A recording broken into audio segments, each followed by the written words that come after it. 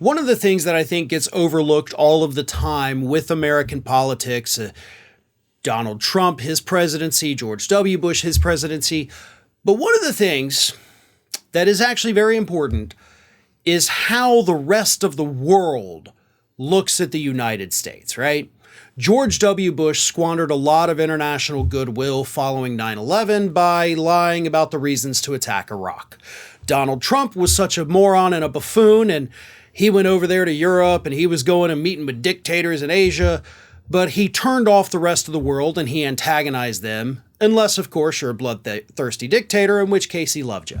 But the opinion of other countries about the United States, believe it or not, definitely matters. Which brings me to our next question here. We have a question. The username is user RN4NI8TF2S. So, but here's the question. Hi, Farron. I'm from South Africa. We have our own huge problems, but how are politicians in America allowed to just lie without consequences?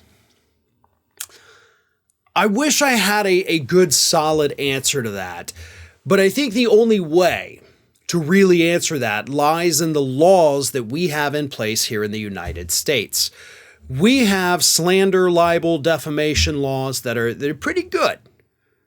Pretty good. They're not great, but they're pretty good if you're a guy like me.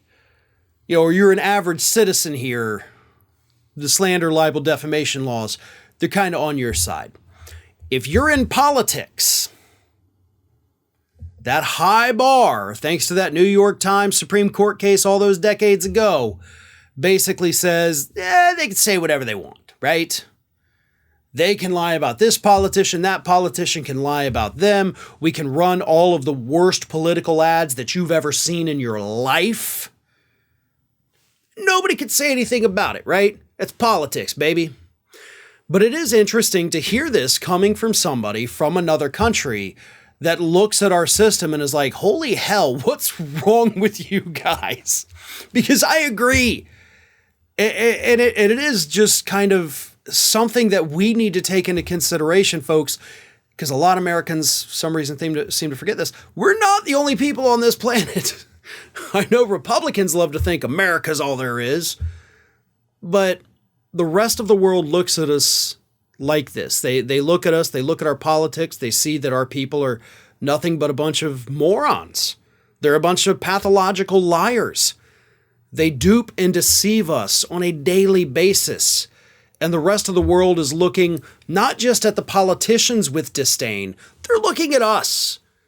And they're wondering, how in the hell can we be so damn stupid to fall for this crap? Because at the heart of it, that's what it is. It's not just that the law lets them lie about each other in their ads and all that. It's that we have 150 million people that'll believe anything that their political party tells them to believe. That's the danger. That's the problem. We don't question it. We're not out there saying, well, now hold up.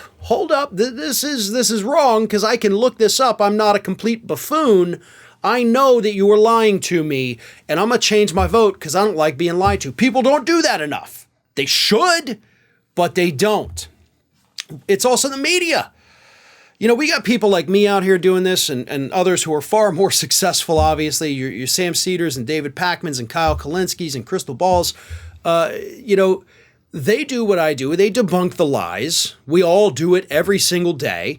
And there's a lot of other wonderful people out there that do this. But none of us, no matter how big our shows are, have the same reach as the New York Times or the Washington Post or MSNBC or Fox News. And those outlets perpetuate those lies. Or in most instances, they don't feel like taking all the time to sit there and debunk them all the time. So the lie stays. And that's why the politicians keep telling it, because not only does it work, but there's not enough voices out there calling them out on it, so why wouldn't I keep doing it? That's our political system, and I do imagine that probably looks pretty terrible, because it is, to anyone not living inside of it. We're kind of used to it. And it's only when somebody, outside the country calls it out do we actually sit and be like, wait a minute, You're right, we're pretty screwed up. Hey everyone, this is Aspen. And did you know that for the low cost of $0 per day, you can subscribe to the Fair and Balanced YouTube channel? We also encourage you to like, comment, and share, but again, click that subscribe button and help Aspen not be so grumpy.